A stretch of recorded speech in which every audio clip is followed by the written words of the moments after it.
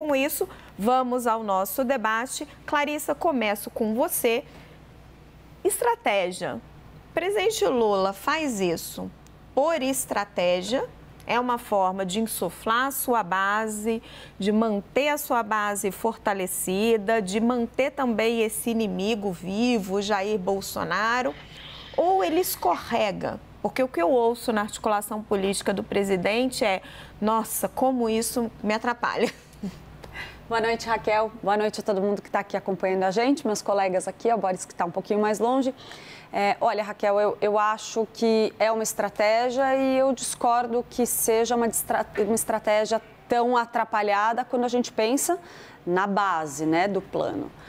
Me parece o seguinte: o presidente Lula está passando um momento difícil, uma articulação muito atrapalhada ali no Congresso Nacional, um momento delicado, o governo com dificuldade de fazer avançar a sua agenda ali prioritária, está vivendo um desgaste político importante. E ali, num momento como esse, nada mais normal, nada mais natural do que Lula voltar um pouquinho para o modo de campanha, digamos assim. Ele pega o seu arqui-inimigo, bate um pouquinho nele e isso automaticamente projeta Jair Bolsonaro, lhe dá ali um holofote. E aí as pessoas voltam a falar da briga do bem contra o mal, da briga do Bolsonaro com o Lula, da briga da direita com a esquerda e desvia-se a atenção de temas onde o governo Lula está tendo problema. Quando eu converso com algumas pessoas próximas do presidente Lula, e aí sim, eles acham que tem uma atrapalhada, tem um escorregão, aonde que seria esse escorregão? Em algumas questões pontuais que Lula levanta nesse tipo de embate com Bolsonaro.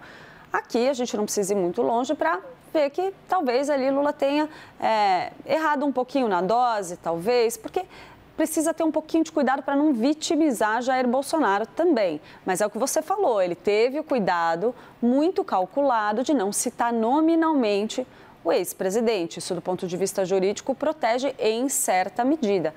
Mas me chama um pouco a atenção o fato de Lula usar exatamente a mesma estratégia, dentro dessa estratégia, acusações que ele imputa ao seu adversário, que ele tanto refutou no passado quando ele estava nessa posição.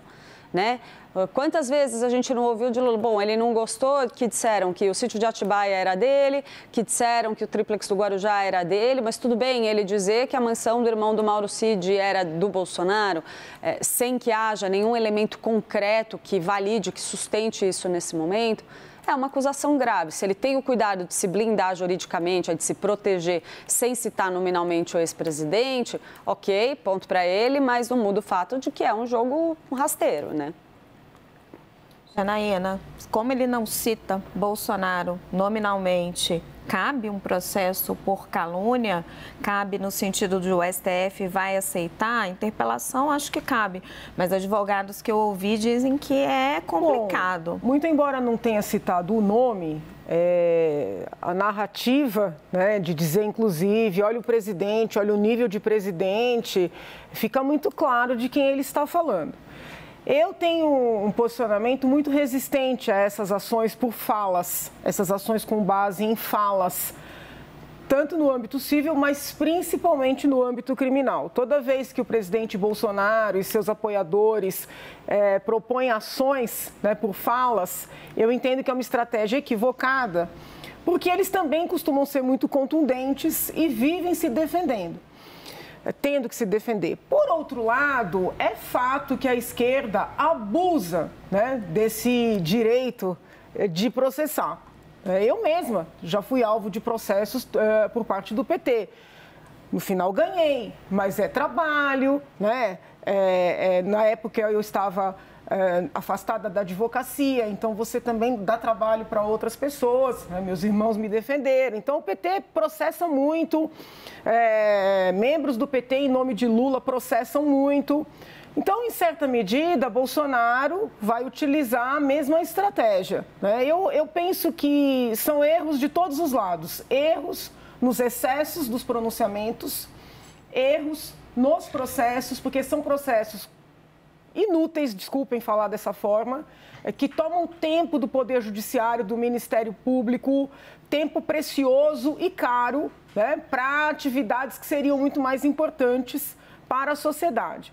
Agora, o presidente Lula segue no palanque, parece estar seguindo o modelo do presidente Bolsonaro, que também ficou 4 anos no palanque, e a sistemática não deu certo, né? E eu ouso dizer que o presidente Lula está sendo, no mínimo, injusto com o presidente Bolsonaro, porque se não fosse o presidente Bolsonaro, Lula não só não teria sido eleito, porque se não fosse a resistência, a rejeição a Bolsonaro, Lula não seria presidente hoje, não tenho dúvidas disso, mas Lula sequer teria sido solto. Sequer as anulações teriam acontecido, não fosse a resistência e o medo que grande parte da população acabou desenvolvendo com relação a Bolsonaro. Então, é injustiça, né? Por ser injustiça, talvez seja a mesma estratégia para que eles sigam ali, né, nos holofotes como as únicas possibilidades que o Brasil tem, e eu acredito que meu país merece mais. Joel, queria chamar sua atenção para um outro ponto. Lula repete algumas vezes hoje, ele já tinha falado isso ontem, vou mostrar onde está a corrupção na Petrobras, vou mostrar quem é o corrupto, quem é que alterou a carteira de vacinação. Me dá a sensação que tem também ali uma tentativa de mostrar o governo Jair Bolsonaro também como corrupto e tentar tirar um pouco essa pecha do PT.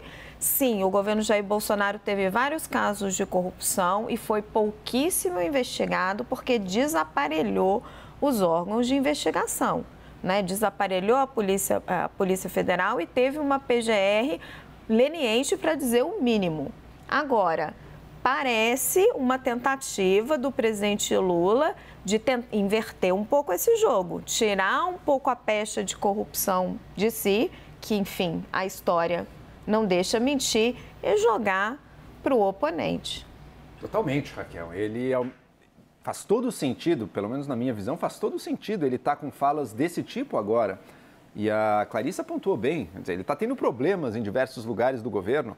É hora de polarizar, é hora de voltar ao velho conflito, um cabo de guerra assim, totalmente improdutivo, porque são dois lados trocando ofensas um com o outro, dois lados radicais, como se a sociedade tivesse que escolher entre os dois, o que é falso. Essa escolha não precisa ser entre os dois, a sociedade tem muitas outras escolhas possíveis, mas mantém o debate preso a isso e tenta, de alguma maneira, jogar um pouco de lama para cima, para turvar completamente o debate e criar um paralelo. Porque o Lula, apesar de que eu sei que um petista radical jamais vai aceitar isso, mas o Lula, assim, está muito ligado, ao menos no imaginário popular, está muito ligado à ideia de corrupção por tudo que se descobriu nos governos dele. Houve corrupção no governo Bolsonaro? É evidente que houve. E a imprensa e diversos comentaristas trataram disso ao longo do tempo. Teve a vacina com propina no Ministério da Saúde, teve o caso dos pastores no Ministério da Educação, teve suspeitas fortes no Ministério do Meio Ambiente, enfim, uma série de casos, né? Mas, até onde se sabe, houve uma diferença também. O mecanismo básico de relação do Bolsonaro com o Congresso não precisou ser corrupto, porque ele teve o orçamento secreto, que pode ser muito criticado, estava numa zona cinzenta da Constituição, mas não era propriamente um desvio de dinheiro, como ocorreram na Petrobras, todo o escândalo do Petrolão envolvendo empresas privadas, inclusive, diversos partidos do Congresso, e como foi, em escala menor, mas também, assim, literalmente corrupto, de forma totalmente inequívoca, o mensalão, que era a compra de votos dos deputados. Até onde sabemos, a relação do Bolsonaro com o Congresso, embora completamente fisiológica, se deu dentro dos termos desse orçamento secreto, que pode ser muito criticado, mas não era corrupção do mesmo jeito que foram Petrolão e Mensalão. Então o Lula tenta sujar o Bolsonaro e Clarissa, acho que você levantou bem aí. Não é à toa que ele fala da casa, né? Porque qual foi uma das coisas que condenou o Lula no final das contas? O sítio, o triplex. Então ele joga um apartamento para o Bolsonaro ali e no imaginário público, se ele for bem sucedido, fica mais ou menos tudo a mesma coisa. Um tinha o triplex, mas o outro tinha um apartamento do ajudante de ordens. Cria um pouco isso. Agora, vamos botar o pé no chão também.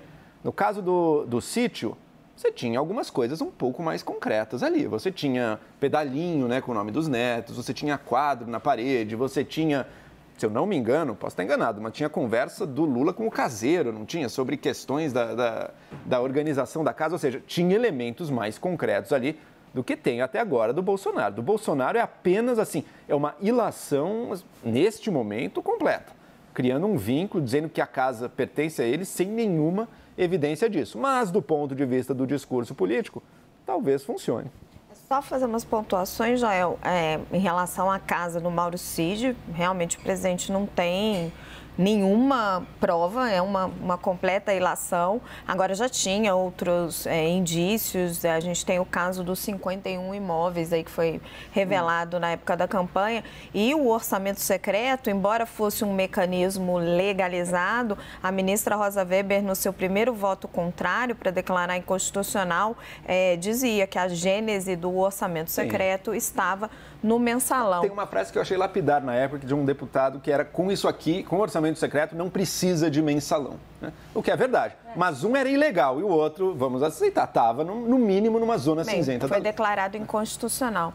Boris, sua avaliação sobre as falas do presidente Lula. Por que ele não desce do palanque, Boris Casoy? Pelo contrário, ele cada vez sobe num palanque mais alto.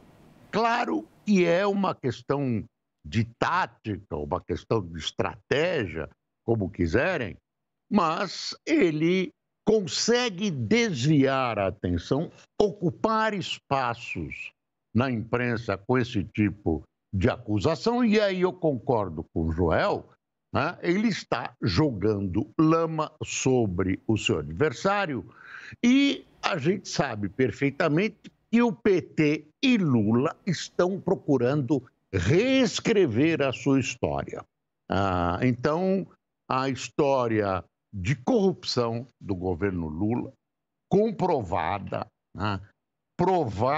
Comprovada, com testemunhas, etc., que sofreu anulação no judiciário por razões formais, né? É algo que persegue eleitoralmente o partido, e aí existe uma tentativa permanente de recontar, né? De modificar essa história, né? De tirar desse contexto a corrupção que houve no governo Lula. Agora, a consequência desse tipo de ação, que eu acho que é deliberada, embora errônea, por exemplo, dizer que o Bolsonaro é o dono da casa sem nenhuma prova, é algo que vai ficar no ar e o Lula vai ser cobrado, pelo menos moralmente, por isso. A casa de Atibaia, o apartamento no Guarujá, tinha indícios, como o Joel disse, indícios muito óbvios. Então, a consequência disso é que o Lula descumpre uma das suas principais promessas, que é pacificar o país. Quer dizer, o tipo de ação e reação que isso provoca continua fazendo com que o Brasil fique dividido como estava, e que a proposta do Lula, de Lula, paz e amor, não está se realizando. O Lula faz esse tipo de acusação, faz esse tipo de atitude palanqueira com o fígado. E isso divide, né? Incita ao ódio. E ele, com isso, tenta ganhar o noticiário, ganhar as conversas de bar e afastar um pouco as atenções, afastar os holofotes dos problemas que afetam o seu governo, que, na realidade, para valer, ainda não começou. E parece que o Brasil segue sempre no mesmo ciclo, né? Um presidente vai atrás do seu adversário, a justiça o cerca, e aí o adversário, quando é confrontado com os problemas e eventualmente os crimes que ele cometeu, diz que nada sabia.